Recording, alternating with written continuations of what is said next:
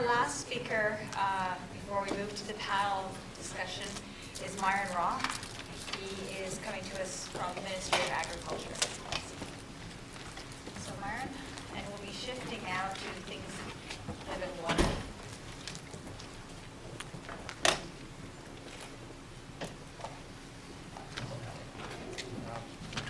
Can everyone hear me? Okay, thanks for that, Rachel. And I'd like to thank Genome BC for putting on today's forum. And basically, I'm going to talk about fisheries and aquaculture. And it kind of started with Rachel giving me a call saying, "Hey, Myron," and we've actually done quite a bit of work together over the years.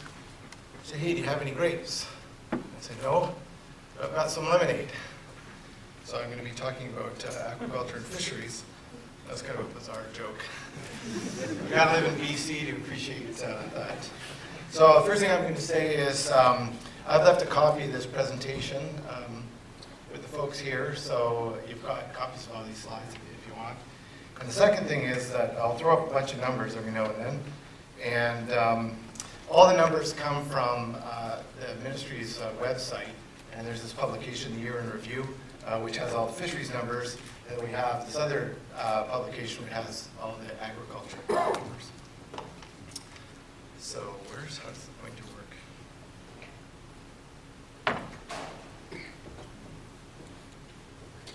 Oh, there we go.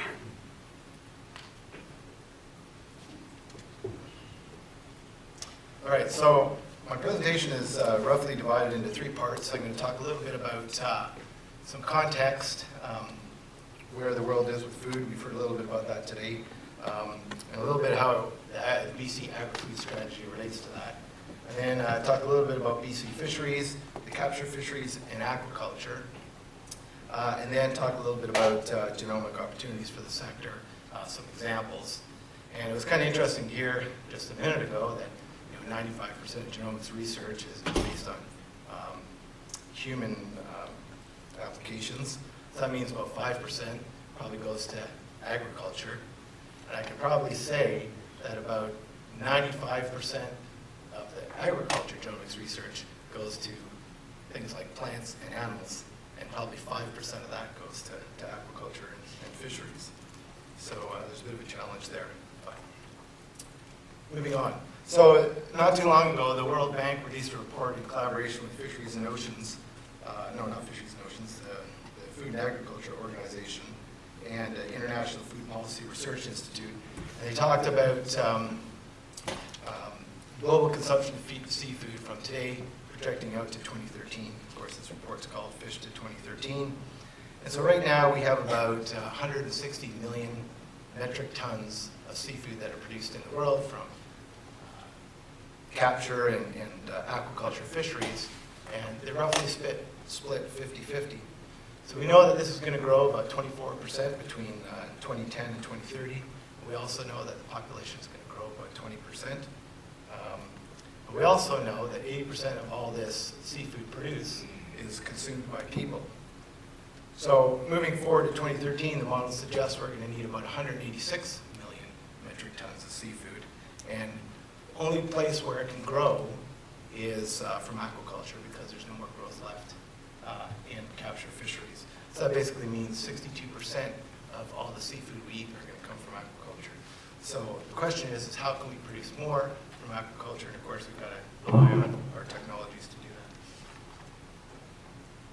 So where BC fits into it, a couple, I guess it was maybe about a year or so ago, the ministry released its agri-food strategy. And in the agri-food strategy, they made this bold claim that they would like to, one of their targets, they have a very firm target, and that is to grow the agri-food sector from its current value of $11.7 billion to $14 billion by 2017. Now, if you look at the graphs up there, you'll see that the big orange bar, that represents the food and beverage sector, which is by far the biggest component of the value of agri-foods in BC. So the products that we produce. And then, of course, you've got the land-based agriculture, and then you've got the the aquaculture and fisheries. So if you look back 10 years, on average, growth has been about 3% per year, but it tends to go up and down every year depending on what's going on. So if we do nothing, we'll probably hit about $13.5 billion in absolute value. There's no guarantee for that. Of course, what the minister has said is, the minister said, well, however it works, you've got to hit 14 billion. So that means what we have to do is grow our food at about 3.7% per year to 2017 to hit these targets, which means when you boil it all down, we've got to find about $2.3 billion in value from BC's agri-food sector. So that's about $1.6 billion from the food and beverage sector. It's about $600 million from land-based agriculture. And then, of course, it's at least $100 million from seafood and aquaculture. $100 million doesn't sound like a lot, but actually it is a lot when you realize that capture fisheries are maxed out and we've got some growth challenges growing the aquaculture industry in BC.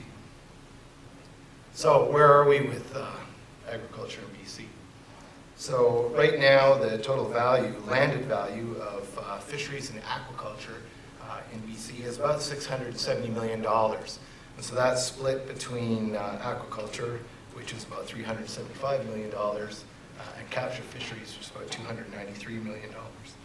So if you look at the aquaculture side, it's really dominated by salmon, and that's basically aquaculture salmon represents 92% of the value of all BC's aquaculture. And if you look at it across aquaculture and fisheries, it represents 56%. So that's half of all BC's fisheries and seafood comes from farm salmon, basically, and it actually makes farm salmon BC's #1 agricultural export, which is very important for bringing dollars into the province. If you look at the wild fisheries, there is some salmon there. It's about $25 million worth, and I'll talk a little bit more about that later. But it's largely driven by groundfish and shellfish, which have about equal proportions of the fishery. The groundfish are things like halibut, sablefish, rockfish, hake, and sole. They're the primary species that are caught. And on the shellfish side, geoduck, crabs, prawns, sea cucumbers, sea urchins make up that fishery. So on the capture side for the groundfish, of course, we catch groundfish, things like halibut using trawls, hook and line, and we even use some traps for things like rockfish and lingcod and stuff. And of course, for the shellfish, this is all caught via traps. I just mentioned that because I'm an aquaculture guy, but I thought I'd describe a little bit about how fisheries work, because a lot of people eat fish, but they just don't know how we get the fish that we eat. So what I do want to talk about is, in a bit more detail, is the salmon fisheries. But I think I'm a little ahead of myself here. So if you look at this graph, it basically shows the history of seafood production in the province, and this is landings in 1,000 tons. So if you look at the green line is aquaculture. So aquaculture is sat at around 80,000 metric tons from about 2001 to 2011. If you look at 2012 figures, it actually goes down a little bit. And that's been relatively flat. It hasn't grown much, and the main reason it hasn't grown is because it's almost exclusively Atlantic salmon, and we have some challenges growing the net pen industry. If you look at the wild fisheries side, there's a slightly different picture. Came in just under 200,000 metric tons, but you see some slight variations. And those variations are largely driven by groundfish species. So in this case, hake, for example, were quite prominent for a couple of years. And the groundfish tend to move around. Boats go out and they catch them. They don't know where they're going to be. Sometimes they can't find them, but other times they can find them and they're close to shore, so they can get in and out quite quickly and they can meet their quotas. And that's kind of what happened in 2004, 2005. It also happened to be a very good year for salmon, in particular pinks and chums. But it's come down and it's kind of leveled off at about 175 tons, and it stayed relatively flat. But of course, you can never really predict it. It goes up and down quite a bit. And the best example of that, so the ground fisheries are very complicated and they're pretty constant, except for these odd blips where fish show up. Salmon fisheries, which people are very interested in, tend to be a lot more unpredictable, with some exceptions. Of course, we catch salmon through seine boats, which are the real big nets that go out, catch fish the water column. We have trollers, which is basically hook and line, go along and catch fish on hooks. And we have gill netters, which are the small boats that mainly operate in rivers. It's kind of like a miniature seine net that's attached to the boat or attached to the shore. And you can see the relative percentages of the fishery that they catch. And of course, this is a breakdown of the salmon fisheries.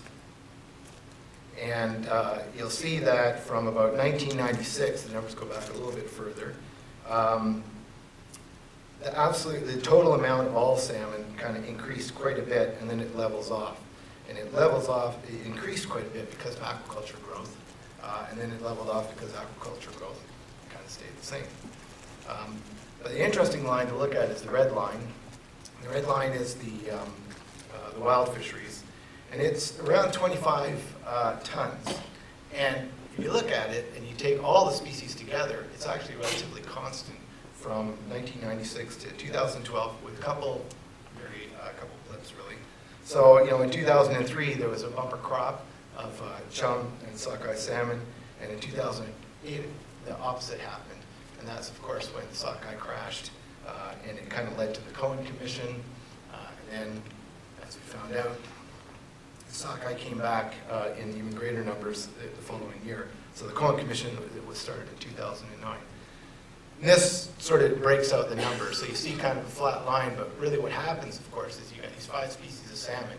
Chinook and coho don't really contribute much to the absolute value because their numbers have been fished quite hard, and so we don't have a big fishery for those. So this is really driven by pinks, chums, and sockeye.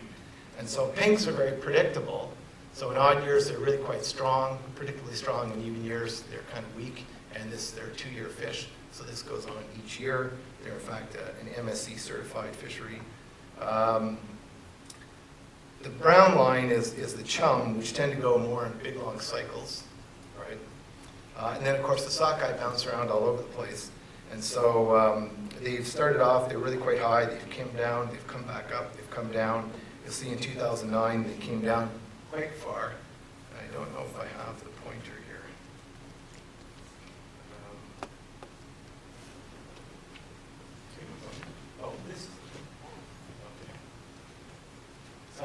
What I'm talking about is the red line.